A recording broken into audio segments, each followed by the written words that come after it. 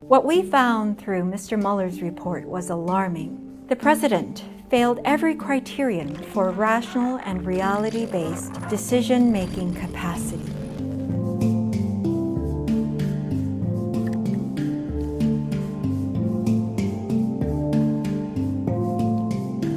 My name is Dr. Bandy Lee. I'm a forensic psychiatrist at Yale School of Medicine. A forensic psychiatrist does evaluations for the courts and testifies before legal or governmental bodies. My views are my own, although I do represent the World Mental Health Coalition as its president.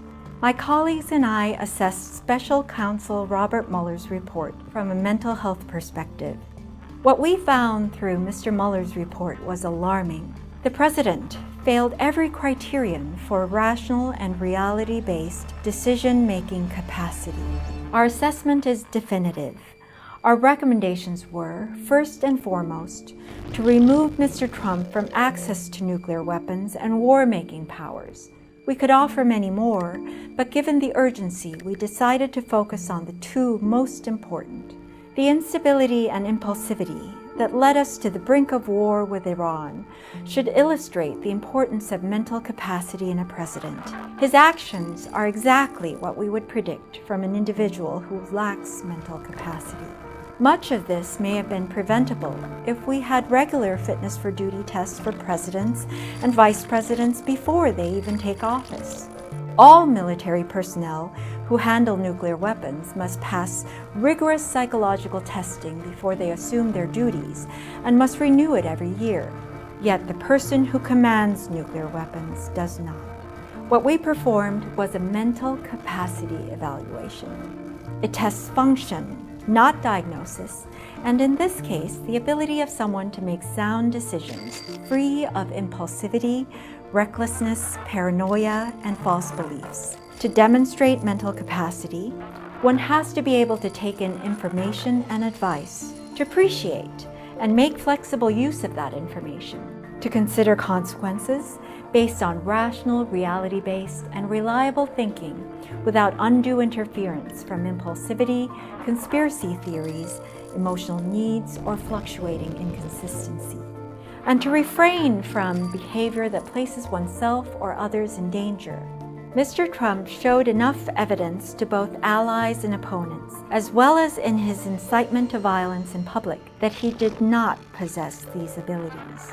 Our work is not about Mr. Trump, who may not be a danger as a private citizen, but about protecting society against the powers of the presidency in a person who has not demonstrated the ability to handle them. As the evidence was overwhelming, and since outside perspectives are more important in a functional exam than a personal interview, we did not feel we needed one.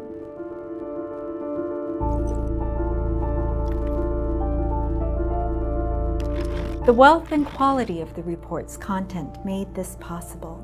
In fact, we had more and better data under sworn testimony than we have ever had in our usual practice. Still, we wished to offer the President the opportunity to present for an exam if he believed himself fit, and we asked him to give us an answer within 3 weeks. While his staff let us know that our request was received, there has been no response about a personal exam.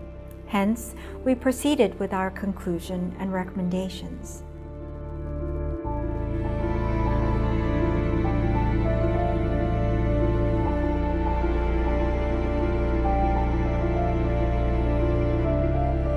A capacity evaluation is different from a diagnostic exam for the purposes of treating a patient.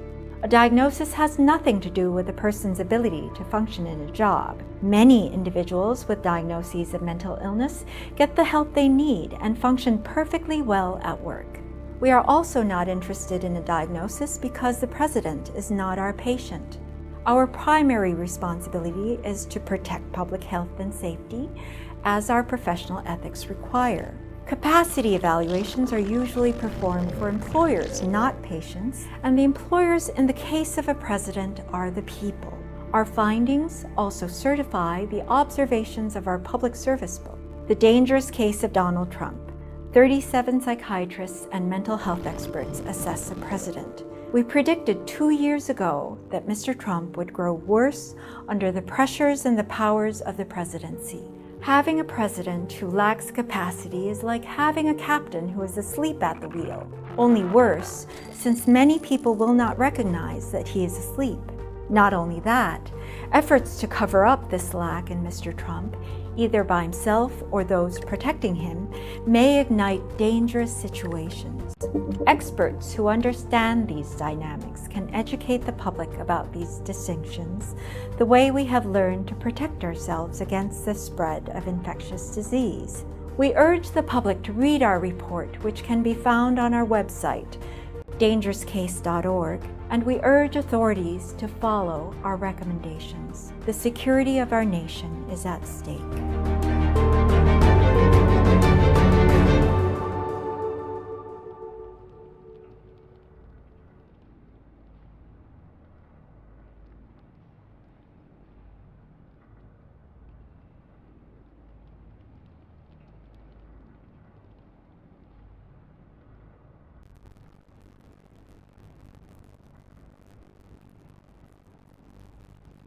Thank you for stopping by Ballistic Barbecue. On today's video, we are going to be making the Impossible Big Mac.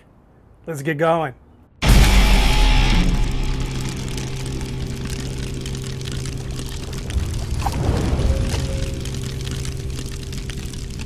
Not too long ago, I did a video review on a product called the Impossible Burger. It's made by a company called Impossible Foods, and basically it's a plant-based hamburger substitute. Anyway, I did just a kind of a traditional hamburger with it, the way I would cook it if I was just cooking up a cheeseburger. And this was their first version, so it was 1.0. Since then, I've been receiving a lot of requests to do their 2.0. And Impossible Foods actually sent me an email asking if I wanted to kind of try out their product. So they sent me some of their 2.0. So what I'm going to do, I thought, there's a lot of videos out there where they're making these kind of fancy gourmet burgers, medium rare. I wanted to see how well this product would stand up to just a good old drive-through cheeseburger. So I'm doing the most iconic one that I can think of, and that's the Big Mac. So let's get going. We're going to start off with the sauce. And basically what I'm doing is my copycat version of the Big Mac, but I'm substituting the Impossible Burger. So we're going to get going with that sauce. So I have here 1/2 cup plus 2 tablespoons of mayo.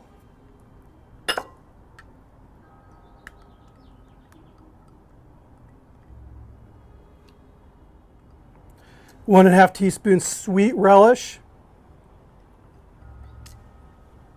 1.5 teaspoons of prepared yellow mustard.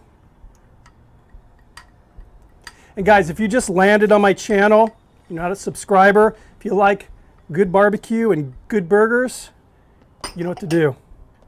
1/2 teaspoon of white wine vinegar. 1/2 teaspoon onion powder. 1/2 teaspoon garlic powder.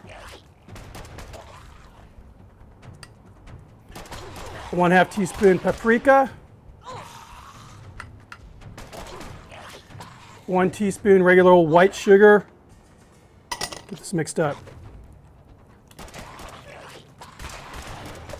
There we go. Good stuff. This is honestly a great burger sauce recipe. And normally if I'm going to do this just, for a cook here at my home, I'll do this at least an hour in advance just to give some time for those flavors to really meld. Okay, let's get those burger patties made. So there are 2 burger patties on the Big Mac. Each patty weighs in at a whopping 2 ounces before being cooked. I'm all about kind of keeping the buns in proportion with the patty, and McDonald's actually has like their own size bun. It's a little smaller than the buns I have here and a little bigger than the smallest ones I could find. So I'm actually using 3 ounces, again, just to keep it proportionate. And here is that meat. This is what it looks like raw. And it's definitely a different texture than a ground beef. It's not extruded, and when you push on it, you can feel little hard granules. And basically what that is, it's little chunks of coconut fat that they're actually using as the fat. So to keep this patty looking as commercial as possible, I'm going to use one of my burger rings. And again, I use the burger ring that is proportionate to the buns I'm using. So let's go ahead and mush this in here. And I definitely feel a difference when I'm pressing this meat in. Again, mainly it's that coconut fat. It feels like little kernels of like broken rice in there. It's definitely stickier than traditional beef, ground beef. And as you can see, it's not extruded, it's sticky. And this is, it's a plant-based product. It's not meat. And just out of curiosity, yesterday actually, I tried a little of it raw to see what it tasted like.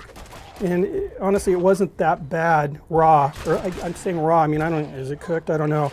But one thing I noticed is those little nuggets of coconut fat, they just instantly melted in my mouth. It was kind of weird. All right, so let's see what this looks like. There you go. Looks pretty corporate right there. Let's get the other one done.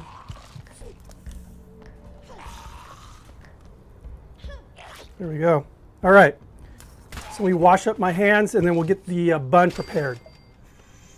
So as everyone knows, the Big Mac has that 3rd layer of bun in the middle. They call it the club level, I think it is. So again, this is something they're having made especially for them. Now, one of my tips is you can go through any drive-thru. I've never been turned down. Ask them to buy their buns, and I can guarantee you they'll sell them to you. But I'm going to show you guys how I like to create that club level. So here's the regular bun I have, top and bottom, the heel and the crown. Then I took the heel from another bun. Buns are cheap. And what I'm going to do is just take a nice sharp knife here and kind of trim off the bottom. Like so. Let's get that little scrap off. Okay, now we're going to toast these buns up.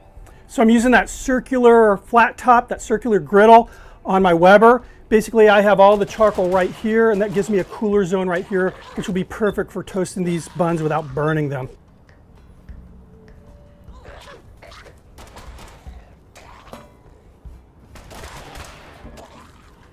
That's good. I just want a light toast. I do not want to burn these buns. Now it's time to grill up those patties, and one thing I noticed with this Impossible meat is you definitely need to add a little bit of fat, so I'm using a little vegetable oil here.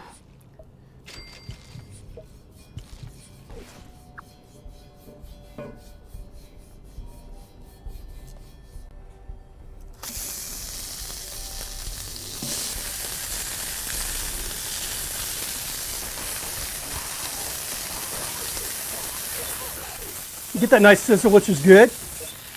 Hit it with a little bit of salt, a little bit of pepper. Go ahead and flip these. Ooh, nice. So these are going to cook quickly, so let's go ahead and get the buns prepped here.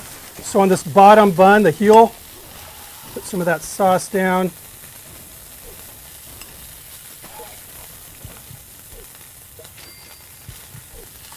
Some very finely diced onion.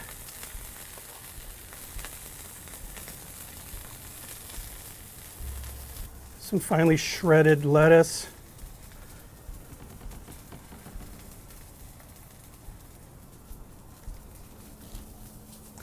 One slice of American cheese. And a lot of the best burgers in the US have American cheese on it. So my tip to you is look for the stuff that says deli slices. It'll say American cheese, pasteurized American cheese. The stuff that's wrapped individually in plastic says cheese product. There is a difference. All right, this guy's done. Get this down.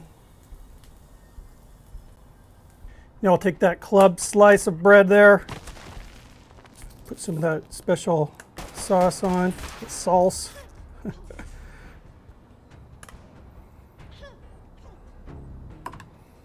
This goes on top. More onion.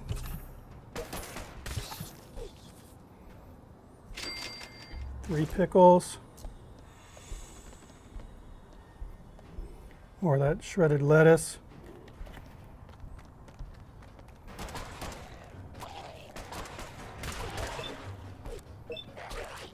Second patty.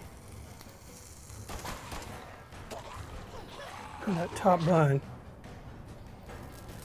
Looks like a Big Mac to me. All right, let's give this a try. It smells good. It has a beefy smell. It doesn't exactly smell like hamburger, but it doesn't smell bad. I mean, it smells good. So here's what the meat's looking like. Like I said, I wanted to do something different than everyone else is doing. Those, those medium rare burger patties. I mean, they're really sexy looking, but I wanted to do something real here. I mean, this is a very traditional all-American burger, basically. I mean, it's iconic. So here's my assessment. It's definitely better, way better than that version 1 that they had, that 1.0.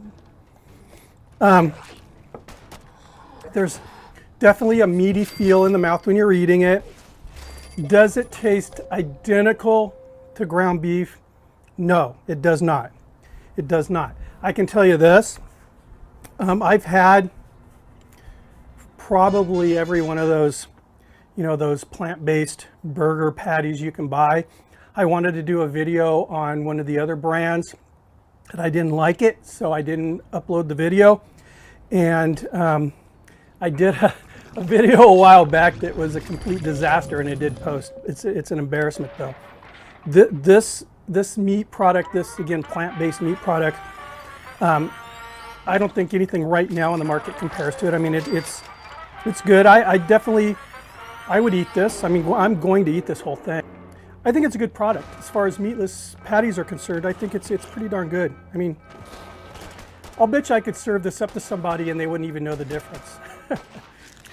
Anyway, guys, thanks for stopping by. I got to do my mention of the beer here. This is St. Bernardus Prior 8, and this is an Abbey style ale, and it's actually very good. See you guys on the next video. Again, if you're not subscribed, if you're visiting for the first time, thank you very much. Please subscribe. It's free. Hit the notification bell, guys. I appreciate it. Keep the requests coming in. See you on the next video. Cheers.